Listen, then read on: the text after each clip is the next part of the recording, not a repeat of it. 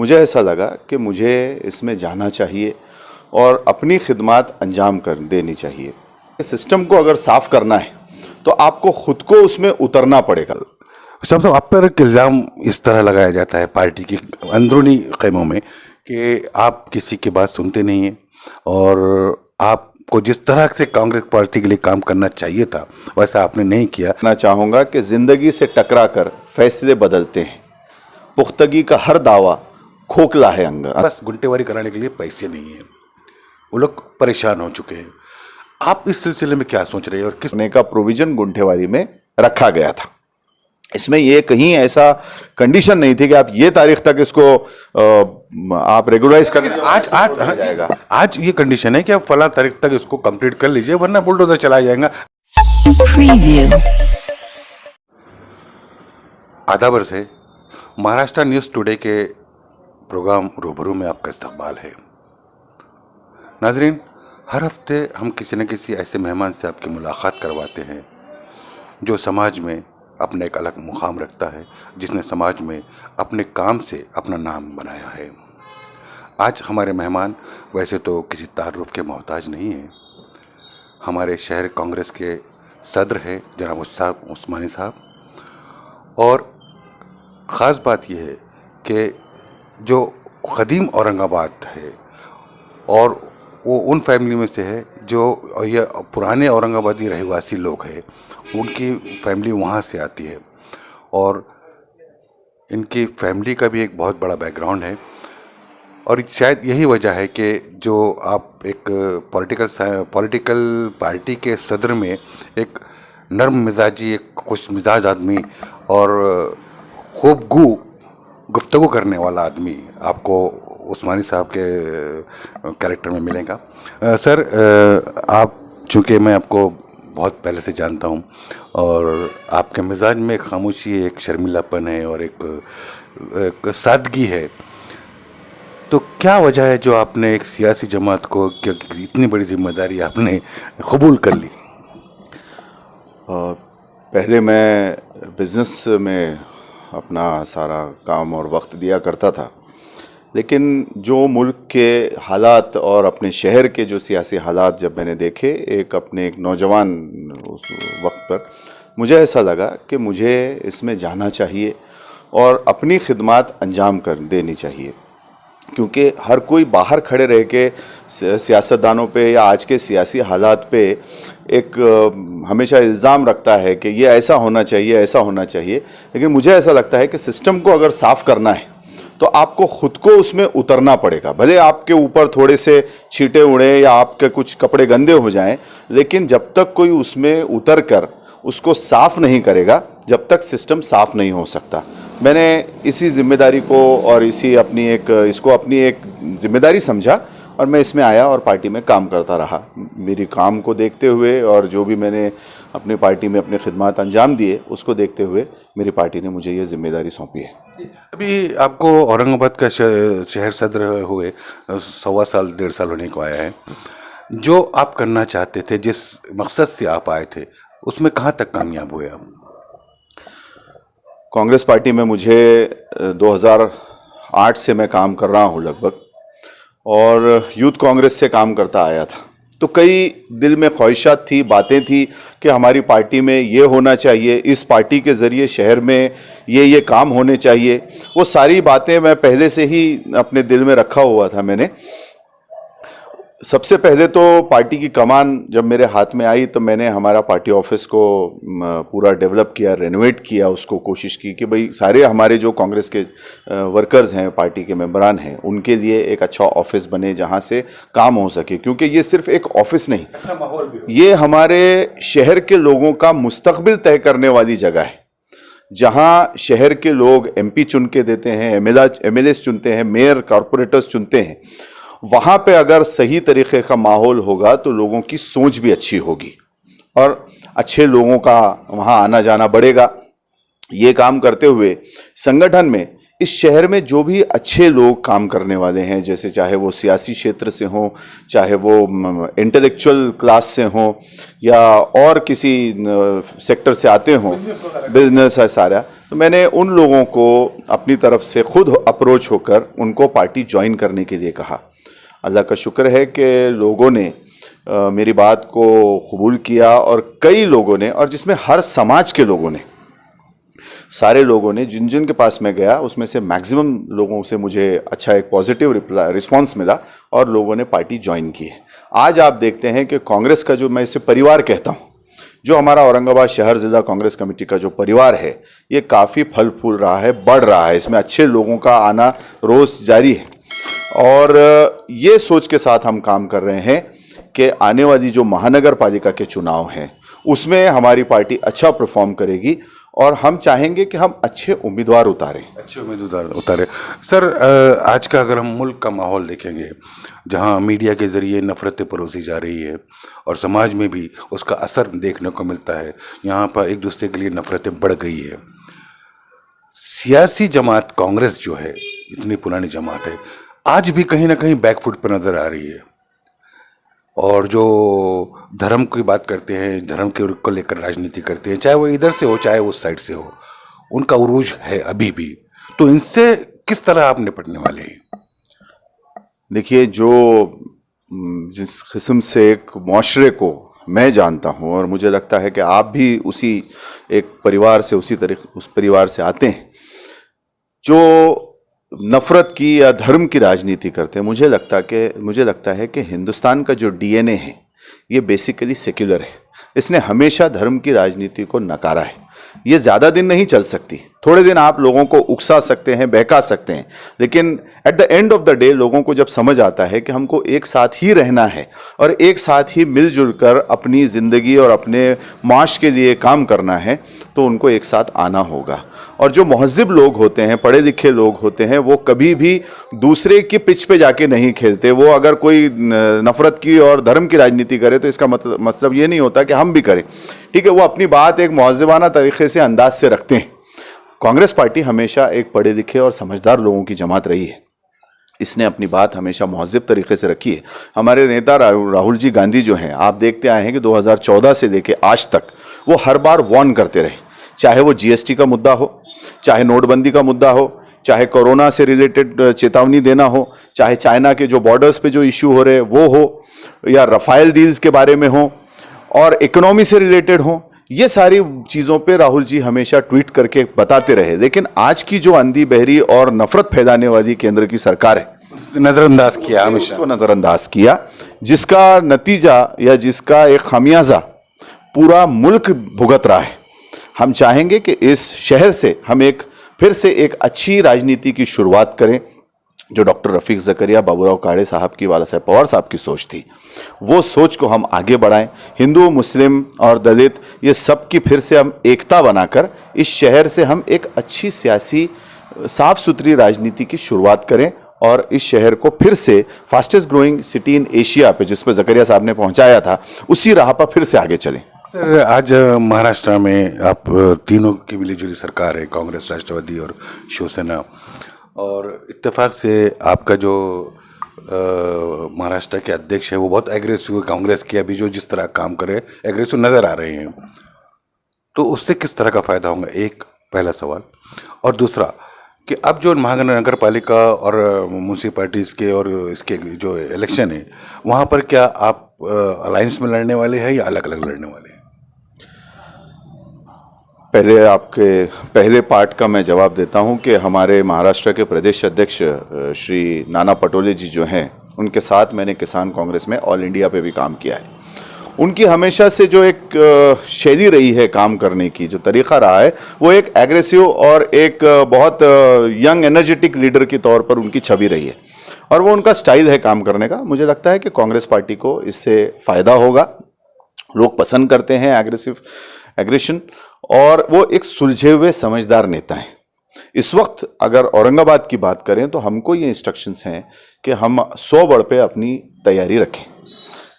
एक अध्यक्ष के तौर पे मैंने अपनी संगठन को पूरे 115 वार्ड में उसकी बांधनी मैंने शुरू की है। हम हर जगह वार्ड अध्यक्ष और उसके साथ साथ वार्ड कमिटीज़ की हम गठन कर रहे हैं। उसके बाद बूथ कमिटीज़ को हम हर जगह गठित कर रहे हैं। ये हमारे नाना पटोले जी के इंस्ट्रक्शंस हैं और हम अपनी तैयारी पूरी 115 वार्ड में रखेंगे। फाइनल जो हमको आदेश आएगा वो हिसाब से हम एक्ट करेंगे। सर, कांग्रेस का जो वोट बेस है, माइनॉरिटी और दूसरे जो पिछड़े समाज के लोग हैं, वही हमेशा उसका वोट बैंक हुआ है। अभी पिछले चंद सालों में, 5-7 सालों में, आपकी पार्टी इन वार्ड्स में जहां पर माइनॉरिटी का डोमिनेशन है वहां नजर नहीं आती, कोई काम नजर नहीं आता। अब जहां हमारे नुमाइंदे चुन के आए थे पिछली बार, वहां तो उन्होंने काम किया। अब जिसको जनता ने पिछली बार वोट दिया उन्होंने कितना काम किया, और उससे पहले जब कांग्रेस के नुमाइंदे वहां थे तब लोगों को उनको समझ आएगा कि उनके वार्ड्स में कितना काम हुआ है। इसका कंपैरिजन मुझे लगता है आने वाले चुनाव में जनता करेगी। सर, एक इल्ज़ाम माइनॉरिटी की तरफ से हमेशा लगाया जाता है कांग्रेस पार्टी पर कि वो हम लोगों का इस्तेमाल करती है और हमें उसके बदले में कुछ नहीं देती। तो आज के वक्त जहाँ इतना सफ़र तय हो गया, 7 साल एक ऐसी हुकूमत आई जिसको हम लोग झेल रहे हैं, अब आप क्या सोचते हैं कि ये सोच बदली है या बदलने के लिए आप लोग कुछ कर रहे हैं? सोच समाज की जो है, मुझे ऐसा लगता है कि जो कुछ थोड़े दिन एक धुआं आ गया था या कुछ लोगों ने एक भ्रम फैलाने का काम किया था सोशल मीडिया के ज़रिए, मुझे लगता है कि वो जो उनका जो भ्रम फैलाने का काम था वो उसकी जो पकड़ थी वो कम होती जा रही है। औरंगाबाद की जनता ये समझदार है और हम इसी शहर के बाशिंदे हैं, तो हम जानते हैं कि हमारे शहर के लोग अमन पसंद और एक खुशमिजाज और सबसे मिलजुल कर अपना एक रवैया रखते हैं। मुझे ऐसा लगता है कि सब तरफ से नफ़रत कम होगी, हमारा शहर फिर से एक होके तरक्की की राह पे चलेगा। सबसे आप पर एक इल्ज़ाम इस तरह लगाया जाता है पार्टी की अंदरूनी खैमों में कि आप किसी की बात सुनते नहीं हैं और आपको जिस तरह से कांग्रेस पार्टी के लिए काम करना चाहिए था वैसा आपने नहीं किया, इसलिए थोड़ी बहुत मुखालिफत की आवाज़ें उठ रही है। देखिए, मुखालिफत तो हर एक की होती है और मुझे लगता है कि अपोजिशन होना, चाहे वो घर से हो, बाहर से हो, कहीं से भी हो, तो वो इंसान को हमेशा एक चेक बैलेंस के तरीके से काम करता है। उसको मैं एक हेल्दी वे में लेता हूँ। अगर कोई मुझे पिन पॉइंट करेगा कि यहाँ मैं गलत हो रहा हूँ, तो मैं एक ऐसा इंसान भी हूँ कि मैं अपने आप को हमेशा बदलते रहता हूँ। मैं कभी ये नहीं कहता कि नहीं मैं ही सही हूँ, क्योंकि मेरे दादा का एक इल्ज़ाम तो ये है कि आप किसी की नहीं सुनते। मेरे दादा का एक शेर मैं यहाँ कहना चाहूँगा कि ज़िंदगी से टकरा कर फैसले बदलते हैं, पुख्तगी का हर दावा खोखला है अंदर से। जब ये बात मैं जानता हूँ तो मैं कभी ये नहीं कह सकता कि मैं ही सही हूँ। उस वक्त मुझे जो सही लगता है संगठन के तौर पे, एक संगठन के नेता के तौर पर, तो वो in the interest, larger interest of the party मैं डिसीजन लेता हूं। अब कुछ लोगों को वो बात कभी पसंद आती है, कभी नहीं पसंद आती, लेकिन मैं हमेशा किसी की खुशी और नाखुशी से ज़्यादा अपने संगठन की बेहतरी के बारे में सोचता हूं। तो मैं ये चाहूँगा कि अगर मेरा कोई सीनियर नेता मुझे करेक्ट करता है तो मैं ज़रूर उस बात को बिल्कुल तस्लीम करूँगा। अगर कोई जूनियर ने आपको करेक्ट करने की कोशिश किया तो? जूनियर ने अगर मुझे कोई सलाह दी तो मैं उसको भी बिल्कुल उसको मैं सुनूंगा और उस बात पर गौर करूंगा कि ये बात में कितनी यानी संजीदगी है या कितनी सच्चाई है। ऐसा नहीं कि मैं उसकी बात को नज़रअंदाज कर दूंगा, उसकी बात को भी मैं सुनूंगा और अपने सीनियर से भी डिस्कस करूंगा कि ऐसी ऐसी एक सजेशन या एक टिप्पणी मेरे पास आई है। अगर वो मुझे, क्योंकि सीनियर्स मुझे लगता है कि उनके पास ज़्यादा एक्सपीरियंस होता है, तो वो अगर मुझे कहते हैं कि हमको ऐसा ऐसा होना चाहिए तो हम करेक्शन करते हैं, अपने आप को चेंज भी करते हैं। और मुझे लगता है चेंज ये ज़िंदगी का एक बहुत बड़ा हिस्सा है और जो जमात या जो इंसान आपको नहीं बदल सकता वो आगे नहीं बढ़ सकता। सर, आज हमारे शहर के हम अगर करें, पिछले दिनों बहुत सारी बरसात हुई और हमारे जो अतराफ की जो बस्तियां थी वहाँ पर काफ़ी कुछ लोगों को परेशानियों का सामना करना पड़ा। अब उसके बाद हमारे कॉरपोरेशन के तरफ से एक बयान आया है कि आप लोग अपने घरों को लीगल करवा लीजिए गुंटेवारी के अंदर। अब ग्राउंड पे ये है कि उन लोगों के पास वो कहते हैं कि हम अभी कर्जदार हैं, इतना बड़ा हमने ये कुछ झेल कर यहाँ तक पहुँचे, अब उनके पास गुंटेवारी कराने के लिए पैसे नहीं हैं, वो लोग परेशान हो चुके हैं। आप इस सिलसिले में क्या सोच रहे हैं और किस तरह होना चाहिए? लीगल तो होना चाहिए और उनके पास पैसे भी नहीं हैं, फिर किस तरह ये काम हो सकता है? ये जो गुंठेवारी की जो स्कीम थी, ये 2006 में कांग्रेस पार्टी ही लेके आई थी। उस वक्त के हमारे नेता, हमारे मुख्यमंत्री श्री विलासराव जी देशमुख साहब जब मुख्यमंत्री थे, उनके समय में 2002 तक के सारे घरों को रेगुलराइज करने के लिए गुंठेवारी स्कीम लाई गई थी। ये कुछ दिन चली, उसके बाद शायद ये कहीं इस बात को इतना ज़्यादा थोड़ा सा वो कहीं खो गई कहीं ये स्कीम।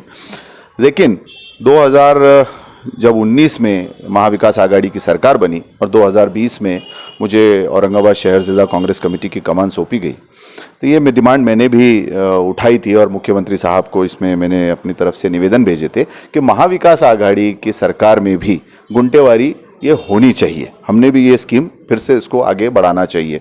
उसके बाद सुभाष देसाई जी जो यहाँ के पालक मंत्री हैं, उनसे मेरी मुलाकात भी हुई और उसके चंद दिनों बाद सीएम साहब ने आकर गुंठेवारी की घोषणा की। इसका मेन एक हमारा लॉजिक ये था ये स्कीम लॉन्च करने के पीछे कि जिन गरीब लोगों ने जो कहीं अगर महंगे प्लॉट्स नहीं खरीद सकते थे, तो किसी कारणवश अगर उनको कहीं सस्ते प्लॉट्स मिल गए, उन्होंने वो ज़मीनें खरीद ली, वहाँ घर बना दिए। अब अगर समझ लीजिए कि वो महानगर पालिका के डेवलपमेंट के आड़े नहीं आ रहे हैं वो प्रॉपर्टीज़ जो हैं, तो उनको रेगुलराइज करने का प्रोविज़न गुंठेवारी में रखा गया था। इसमें ये कहीं ऐसा कंडीशन नहीं थी कि आप ये तारीख तक इसको आप रेगुलराइज कर आज ये कंडीशन है कि आप फला तारीख तक इसको कंप्लीट कर लीजिए, वरना बुलडोजर चला जाएगा। ऐसे एक अफवाह है, जबकि एक उनके अधिकारी ने बताया है कि हम चाहते हैं कि ऐसी प्रॉपर्टी जो कमर्शियल है, जहां से लोग पैसा कमा रहे हैं, कम से कम उन्होंने तो भी कम से कम गुंटेवारी करवा देना। मुझे लगता है कि कांग्रेस पार्टी ने पिछले ही हफ्ते इसमें बहुत एक तीव्र आक्षेप हमने इसमें नोंद किया था और शायद मुझे लगता है कि हमारे जो एक एग्रेसिव जो बयानात उसमें जो कांग्रेस पार्टी की तरफ से आए, अधिकारियों को कहीं ना कहीं दबाव में आना पड़ा, वरना पहले उनकी जो बात करने का जो लहजा था वो काफ़ी सख्त था, लेकिन अभी पिछले 1 या 2 दिनों से उनके लहजे में थोड़ी नरमाई आई है। हम फिर भी उनके जो भी बयानात आए उस बात के लिए बहुत मजम्मत करते हैं, निंदा करते हैं। इस किस्म से बयान अधिकारियों को नहीं देना चाहिए, क्योंकि जनता जो है वो प्रॉपर्टीज के अलावा उनके पास कोई बहुत ज़्यादा कुछ सरमाया नहीं है। कांग्रेस पार्टी की ये सोच है कि गरीबों के घर भी रेगुलराइज होने चाहिए, उनको भी उस पर लोन लेना है या उनको कोई आगे उसको डेवलप करना है तो वो सारा रेगुलराइज होना चाहिए, उनको सारी सुविधाएं मिलनी चाहिए, चाहे पानी, ड्रेनेज, रास्ते, सारा कुछ। उसके लिए गुंठेवारी लाई गई है, ना कि अधिकारी या महानगर पालिका का खजाना भरने के लिए। गुंटेवारी का जो कॉन्सेप्ट है, जैसा बताया, कांग्रेस पार्टी का गरीबों के लिए कुछ करना चाहती है, और गुंटेवारी को लेकर जिस तरह की गलतफहमियाँ समाज में पैदा हो गई, और उस एरिया में खुसूसन जहाँ जो शहर के बाहर बसे हैं, अभी नई नई बस्तियाँ हैं उनमर, तो उन्हें उस गलतफहमियों को दूर करने की ज़रूरत है। अधिकारी भी, कांग्रेस पार्टी भी और दूसरे सियासी जमातें भी उनके साथ खड़ी है, जैसे कि हम लोगों से बात किए। मंजिलें उन्हीं को मिलती है जिनके सपनों में जान होती है, पंख होने से कुछ नहीं होता, हौसलों से उड़ान होती है। और ये हौसला आज हुशाम उस्मानी साहब के लहजे में और उनके बातों में हमने देखा है। हम दुआ करते हैं सर कि आपके मन में, आपके दिल में जो कुछ है इस शहर के अच्छा करने के लिए, हमें काफ़ी उम्मीदें हैं कि आप रफ़ीफ़ ज़करिया और पवार साहब और इस तरह के जो लोग हमारे नेता हो चुके हैं, बापू साहब कारदाते वगैरह, उनकी परंपरा को आगे बढ़ाएंगे और सभी समाज के लोगों को जिस तरह आपकी सोच है के साथ लेकर आगे चलेंगे। इस शहर में जो माहौल जो हमने बचपन से हमने देखा है, हमारी ये सोच है कि कांग्रेस पार्टी का जो फिर से जो नया दौर अभी इस इलेक्शंस के बाद लिखा जाएगा, उसमें नए इंडस्ट्रियल प्रोजेक्ट्स और डेवलप हों। जो दिल्ली मुंबई इंडस्ट्रियल कॉरिडोर जो है उसमें अच्छा डेवलपमेंट आए, उसमें एम्प्लॉयमेंट मिले लोगों को। उसके साथ साथ औरंगाबाद ये एक स्ट्रेटेजिकल पॉइंट है, यहाँ एक एजुकेशनल हब हम कर सकते हैं, बेंगलोर और पूना जैसा। इन आईटी का यहाँ बहुत बड़ा स्कोप है, टूरिज्म से रिलेटेड यहाँ पे बहुत ज़्यादा लोग जो काम करते हैं उनके लिए बहुत स्कोप है। साथ साथ हैंडीक्राफ्ट और फर्नीचर इंडस्ट्री में देखता हूँ आजकल बहुत सारे नौजवान ये फर्नीचर इंडस्ट्री से भी जुड़े हैं। तो हम चाहेंगे कि इसके लिए भी हम कुछ क्लस्टर्स डेवलप करें।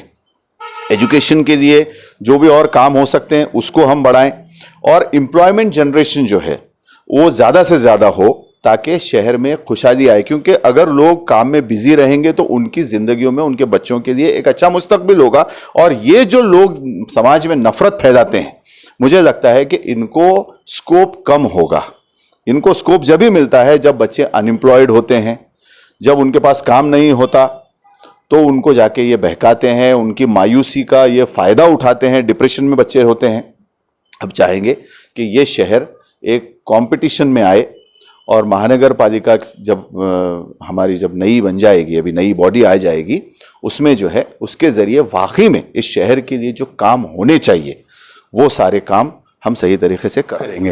लेकिन सर उसके लिए, सॉरी टू से, उसके लिए कांग्रेस पार्टी को एक रास्ते पर नजर आना चाहिए, लोगों तक पहुंचते हुए नजर आना चाहिए, और लोगों से बातचीत बढ़ाने की ज़रूरत है, जहां तक मैं समझता हूं उसका, और उम्मीद है कि आप वैसा ही करेंगे। तो ये थे उस्मानी साहब, शहर सदर कांग्रेस के। अगले हफ्ते ऐसे ही किसी मेहमान के साथ हम आपकी मुलाकात करवाएंगे। तब तक के लिए मैं अपनी टीम के साथ आपसे इजाज़त चाहता हूँ। जय हिंद, खुदा हाफिज़, नमस्कार।